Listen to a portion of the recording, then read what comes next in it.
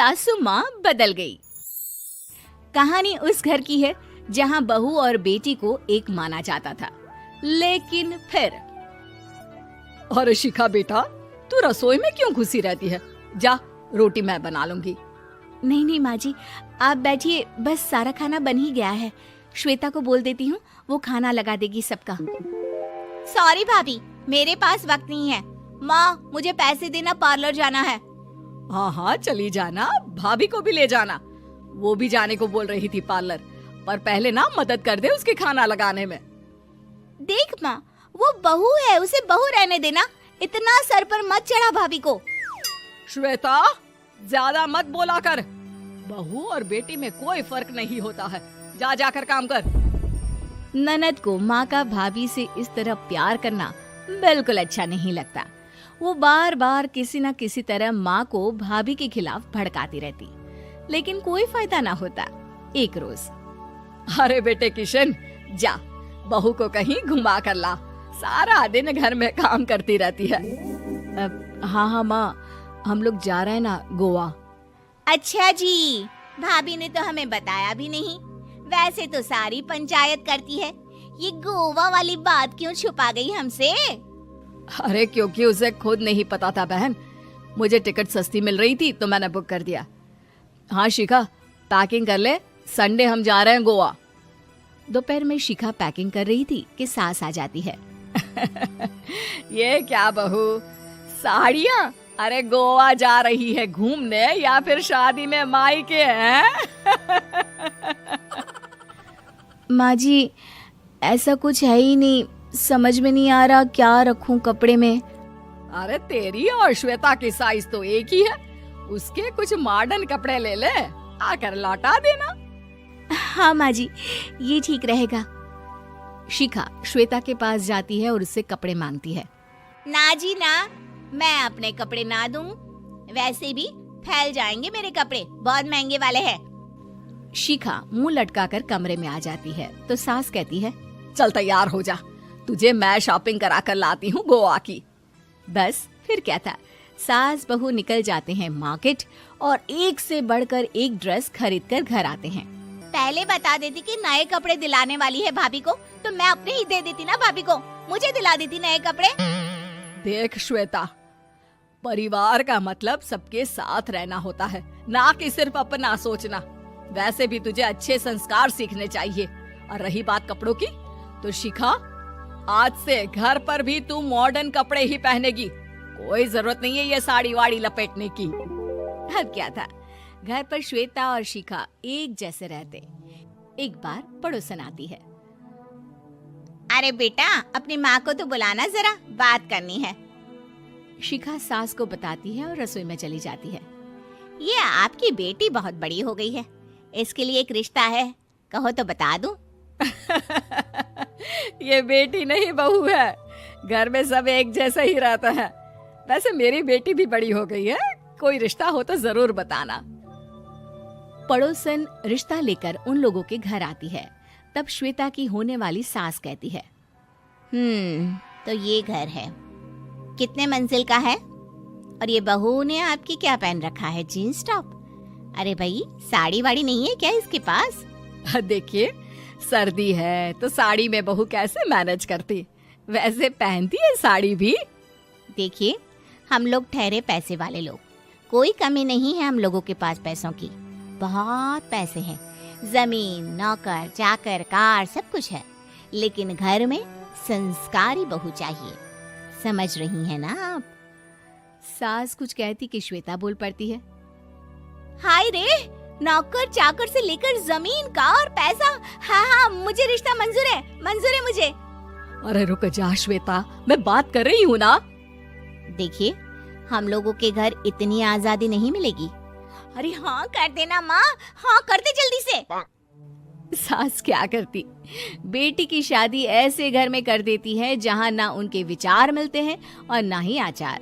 शादी के बाद एक रोज फोन पर, श्वेता बेटा, एक बार घर आ जा, बहुत दिल करता है तुझे देखने का। माँ, वो घर पर बहुत काम होता है, कैसे आऊँ? बड़ा घर है, लेकिन आने जाने वालों की लाइन ही लगी रहती है। बेटा मैं तो जानती थी उस घर का हाल, लेकिन तू ही नहीं मान रही थी। माँ देख, हर घर का यही हाल है। तेरी बेटी को यहाँ घूंघट हटाने की परमिशन नहीं है और एक तरफ भाभी स्कर्ट पहनकर घूम रही है। बेटा मुझे क्या पता था कि मेरी बेटी को ससुराल के नाम पर पिंजरा मिल जाएगा। अच्छा माँ, फोन रखती हूँ, सास को गर्मा गर्म रोटी खिलानी है। तुम लोगों की तरह नहीं कि एक रोटी बनाओ, एक सब्जी बनाओ, फिर सारा दिन फ्री होकर घूमो।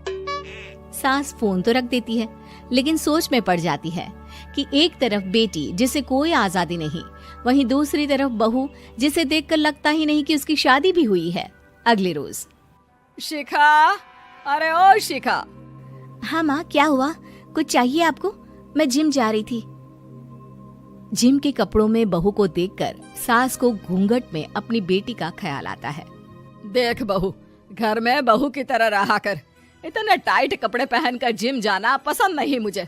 जा जाकर रोटी बना। रोटी? माँ अभी तो शाम के 6 बजे हैं, इस वक्त रोटी? अब क्या मेरे खाने पीने पर भी पहरा है? अरे जब मर्जी तब मैं अपने घर में खा भी नहीं सकती क्या? बहू को अजीब लगता है। वो समझ नहीं पाती कि जो सास कल तक इतनी सपोर्टिव थी, उन्हें अचानक से क्या हो गया। वो किचन में जाती है, गरम रोटी के साथ 2 तरह की सब्जी, रायता, सलाद सब लेकर सास के पास आती है। माँ जी, खाना। इतना सारा खाना? राक्षस समझा है क्या मुझे? रोटी मांगी थी मैंने गर्मा गर्म बस। पर माँ जी, रोटी खाती किससे आप? सब्जी तो बनानी थी ना। अरे भूख मर गई मेरी तेरी बहस से। जा जाकर काम कर, अंदर पूरी रसोई साफ कर।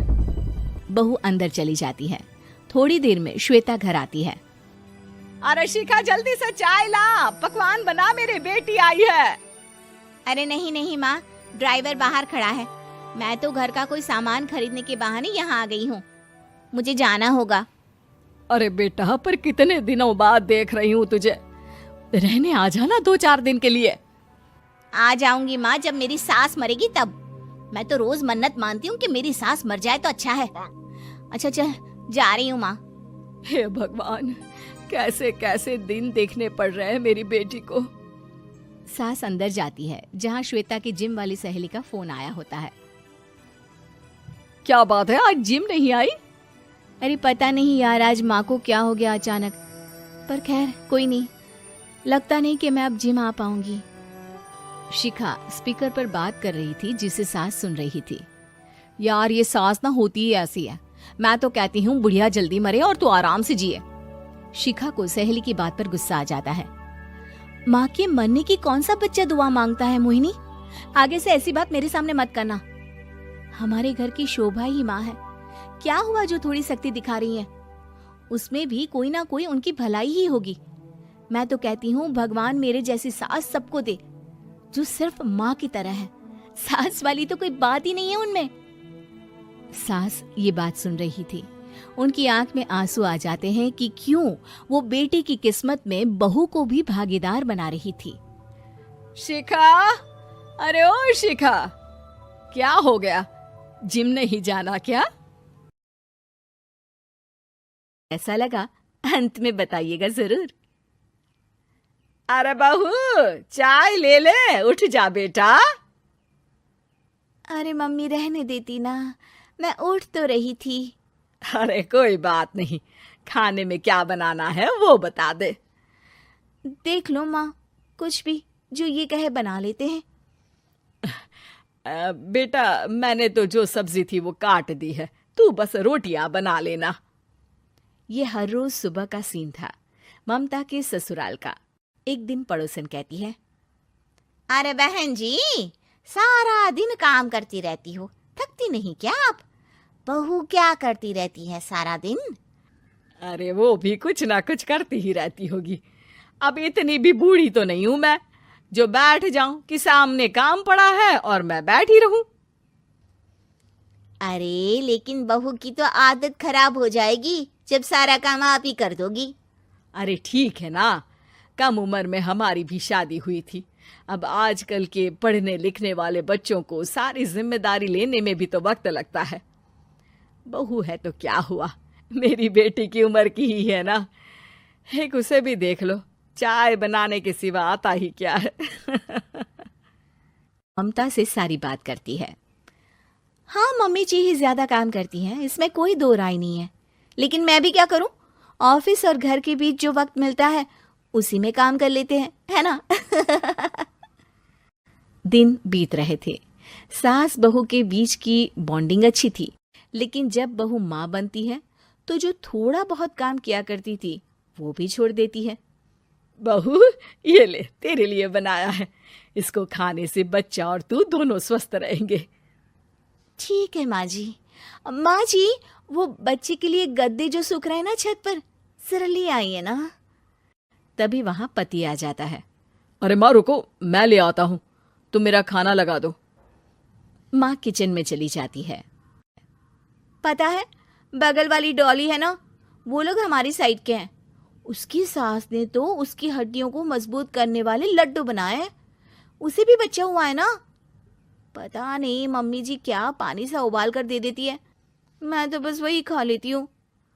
अरे तो तुम्हारे साइड बनता है तो तुम अपनी माँ से बोल दो, वो बना देंगी। आहा, माँ की तबीयत ठीक नहीं रहती, तुम जानती हो ना, कैसे बनाएंगी वो। अरे क्या हो गया सासू माँ को? कल तक तो फेसबुक में किटी की फोटो डाल रही थी। अच्छा अच्छा, चुप रहिए। डॉली की सास ने मनाया है, तुम लोगों का भी तो फर्ज बनता है। तभी वहां सास आ जाती है। ये ले बहू, गर्म पानी की बोतल।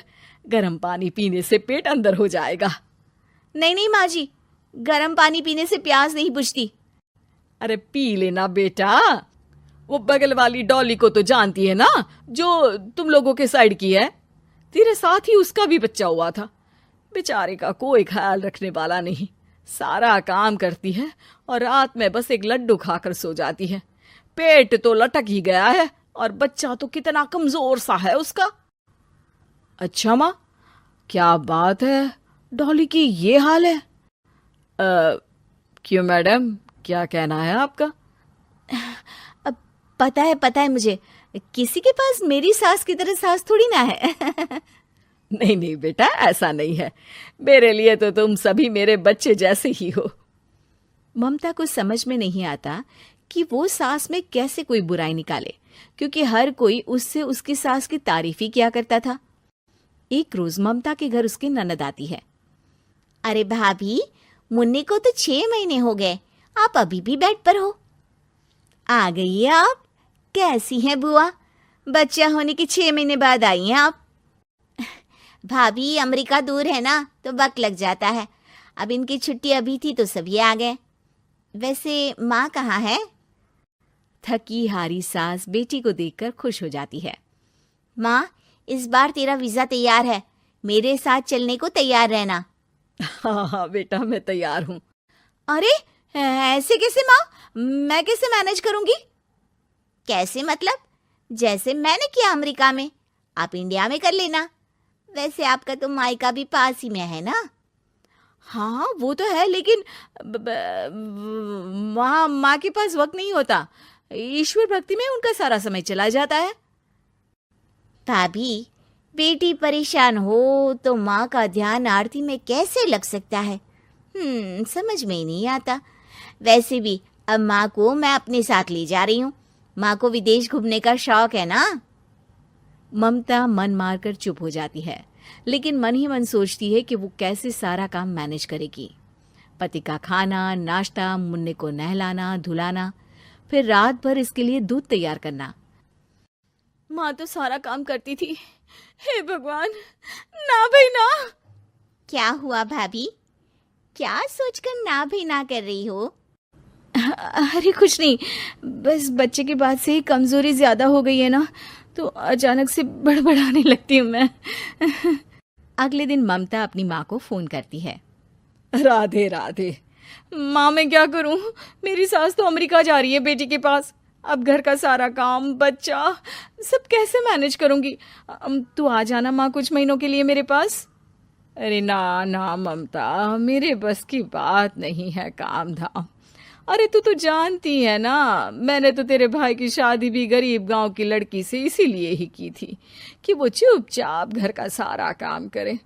वैसे भी अब तो आदत भी नहीं रही मेरी काम करने की। ममता को माँ पर बहुत गुस्सा आता है। ठीक है माँ, देख लूंगी मैं, लेकिन मेरी मुसीबत के वक्त आप मेरा साथ नहीं दे रही है, अब भूल जाना मुझे। ममता गुस्से में आकर फोन रख देती है और रोने लगती है, लेकिन बेचारी करे भी तो क्या। अब सास और ननद दोनों घर का काम करते, नेहा आराम करती, लेकिन अब आराम में भी उसे चिंता रहती। और फिर वो दिन भी आ जाता है जब ननद का जाने का वक्त आ जाता है। भाभी मैं जा रही हूँ, अपना और मुन्ने का ख्याल रखना। ममता सास को देखती है और गले लगकर रोने लगती है। माँ जल्दी आ जाना। सास मुस्कुराकर कहती है, कहाँ से ममता, मैं कहीं नहीं जा रही। मैंने देखा कि मेरे जाने की बात से ही तू परेशान हो गई थी, इसीलिए मैंने अपना जाना कैंसिल कर दिया है। तू चिंता ना कर, मैं तेरे साथ ही रहूंगी। ममता को अपनी माँ की बात याद आती है कि कैसे उसके कहने पर भी ममता की परेशानी को समझने की बजाय उसने मना कर दिया, जबकि सास ने बिना कुछ कहे बहू की समस्या पढ़ ली। हाँ माँ, हम सब साथ चलेंगे बाद में दीदी के घर अमेरिका। आज से आप रानी बनकर रहना और मुन्ने को देखना। मैं समझ चुकी हूँ कि मेरा फर्ज क्या है।